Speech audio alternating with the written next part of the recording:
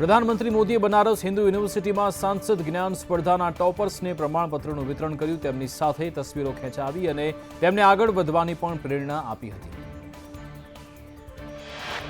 વડાપ્રધાને કહ્યું, અમે બધા નિમિત્ત માત્ર છીએ, બધું જ તો મહાદેવ કરે છે. મહાદેવની કૃપાથી જ કાશીમાં ચારે બાજુ વિકાસનું ડમરું વાગી રહ્યું છે. વડાપ્રધાન મોદીએ વારાણસીમાં નવનિર્મિત અમૂલ ડેરી પ્લાન્ટ સહિત 13,000 કરોડના પ્રોજેક્ટને લીલી ઝંડી આપી. પીએમ મોદીએ વારાણસી સ્થિત બનાસ ડેરીના પ્લાન્ટની પણ મુલાકાત લીધી અને માહિતી મેળવી.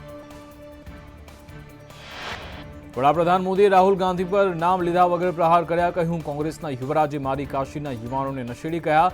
જેમના પોતાના હોશ ઠેકાણે નથી તે મારા યુપીના બાળકોને નશાખોર કહે છે. વધુમાં પીએમએ કહ્યું, પરિવારવાદીઓ હંમેશા યુવા પ્રતિભાથી ડરે છે. તેમને લાગે છે કે સામાન્ય યુવાનોને તક મળશે તો તેઓ આગળ વધશે. તેઓને કાશીનું નવું સ્વરૂપ પસંદ નથી આવી રહ્યું. પીએમએ કહ્યું, પરિવારવાદ અને ભ્રષ્ટાચારે યુપીનો વિકાસ અટકાવ્યો. આજે યુપી બદલાઈ રહ્યું છે. જ્યારે યુપીના યુવાનો પોતાનું ભવિષ્ય બનાવી રહ્યા છે ત્યારે આ પરિવારવાદી લોકો વિરોધ કરે છે. વડાપ્રધાન મોદીએ સંત રવિદાસજીની 25 ફૂટ ઊંચી પ્રતિમાનું અનાવરણ કર્યું. ત્યાં પીએમએ જનસભાને સંબોધિત કરી અને વિપક્ષી ગઠબંધન પર પ્રહાર કર્યા. વારાણસીના કારખિયામાં વડાપ્રધાન મોદીએ જનસભા પહેલા રોડ શો કર્યો. પીએમ મોદીએ જનસભામાં પહોંચેલા 1 લાખ લોકોનું ખુલ્લી જીપમાં અભિવાદન ઝીલ્યું. કાશીમાં અડધી રાત્રે પીએમ મોદીએ કર્યું સડક નિરીક્ષણ. શિવપુર ફુલવરિયા લહેરતારા માર્ગનું નિરીક્ષણ પણ કર્યું. ગેસ્ટ હાઉસ તરફ જતા રસ્તામાં જ માર્ગનું નિરીક્ષણ કર્યું. આજે લોકોએ હર હર મહાદેવના નારા લગાવ્યા. પીએમ મોદી 25 ફેબ્રુઆરી રાજકોટમાં, 24મીએ જામનગર એરપોર્ટ પર આગમન. વિવિધ વિકાસલક્ષી કાર્યોનું લોકાર્પણ કરશે. રાજકોટમાં પીએમ મોદીના આગમનને પગલે તડામાર તૈયારી વિશે જિલ્લા કલેક્ટર પ્રભવ જોશીનું નિવેદન. કહ્યું, રાજકોટને 3200 કરોડથી વધુના પ્રોજેક્ટની ભેટ મળશે. પીએમના હસ્તે એમ્સ હોસ્પિટલનું લોકાર્પણ થશે. 120 કરોડના ખર્ચે 750 બેડની હોસ્પિટલનું લોકાર્પણ થશે.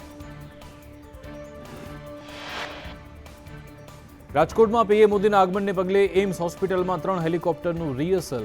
દ્વારકાથી પીએમ મોદી હેલિકોપ્ટરથી એમ્સ આવશે. 25 ફેબ્રુઆરીએ રાજકોટ એમ્સના વિવિધ પ્રકલ્પનું ઉદ્ઘાટન કરશે. ઋષિકેશ પટેલે કહ્યું, એમ્સમાં વૈશ્વિક કક્ષાની સુવિધા મળશે. 720 બેડની હોસ્પિટલમાં હાલ 250 બેડ શરૂ થશે. હોસ્પિટલમાં 30 બેડની આયુર્વેદિક વ્યવસ્થા પણ ઉપલબ્ધ. રાજકોટમાં પીએમના કાર્યક્રમને પગલે એસટી બસ ફાળવવામાં આવી. 1400 એસટી ફાળવાઈ હોવાનું એસટી વિભાગના નિયામકે નિવેદન આપ્યું. પીએમના હસ્તે વડોદરાની અદ્યતન હોસ્પિટલની ભેટ. પીએમ 25 ફેબ્રુઆરી હોસ્પિટલનું વર્ચ્યુઅલ ખાતમુહૂર્ત કરશે. 350 કરોડના ખર્ચે આજવા રોડ લેપ્રસી મેદાનમાં બનશે હોસ્પિટલ. દ્વારકામાં પીએમ મોદી 25 ફેબ્રુઆરીએ સુદર્શન બ્રિજને ખુલ્લો મૂકશે. ડિઝાઇનર આનંદ શાહની સંદેશ ન્યૂઝ સાથે વાતચીત. પીએમ મોદીએ બ્રિજ ડિઝાઇનમાં સૂચન આપ્યા હતા. સૂચનને આધારે બ્રિજની ડિઝાઇન તૈયાર થઈ. દ્વારકા અને બેટ દ્વારકાને જોડતો સુદર્શન બ્રિજ 2.5 કિલોમીટર લાંબો, 900 કરોડના ખર્ચે તૈયાર થયો બ્રિજ.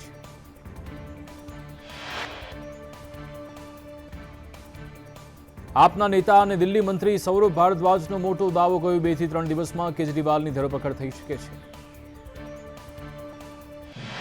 સૌરભ ભારદ્વાજે કહ્યું કે સીબીઆઈ કેજરીવાલની ધરપકડ માટે તૈયારી કરી રહી છે. આપ કોંગ્રેસ સાથે ગઠબંધનનો ભાગ બનશે. કેજરીવાલની ધરપકડ નિશ્ચિત.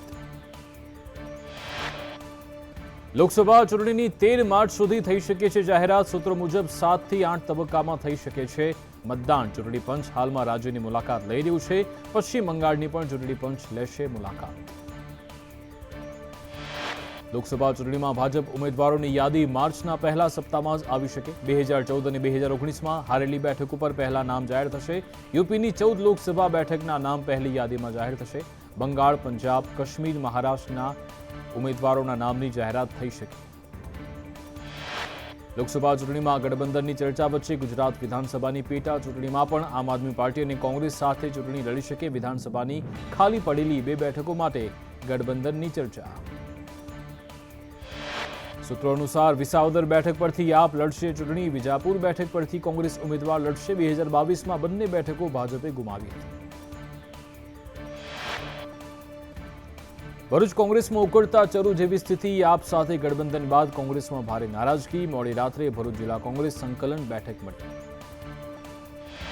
બેઠકમાં આપના ઉમેદવારને સમર્થન ન આપવા મુદ્દે ચર્ચા, જિલ્લા કોંગ્રેસના સભ્યોએ મુમતાઝ પટેલને સમર્થન કર્યું, કોંગ્રેસના કેટલાક સભ્યો આપ સાથે ગઠબંધનના વિરોધમાં. વેરાવળ દરિયા કિનારેથી 350 કરોડનું હેરોઇન ઝડપા મુદ્દે ગૃહ રાજ્યમંત્રી હર્ષ સંઘવીએ પોલીસની કામગીરી બિરદાવી, કહ્યું ડ્રગ્સ વિરુદ્ધના અભિયાનમાં વધુ એક મોટી સફળતા, ગુજરાત પોલીસની સતર્કતાથી હેરોઇન ઝડપાઈ. અમરેલીમાં શિક્ષક સામે દુષ્કર્મની ફરિયાદ, રાજુલાના ડુંગર પોલીસ સ્ટેશનમાં ફરિયાદ, કોઈને જાણ કરે તો જાનથી મારી નાખવાની ધમકી, મોહિત ઇંજાળા નામના શિક્ષક સામે ફરિયાદ.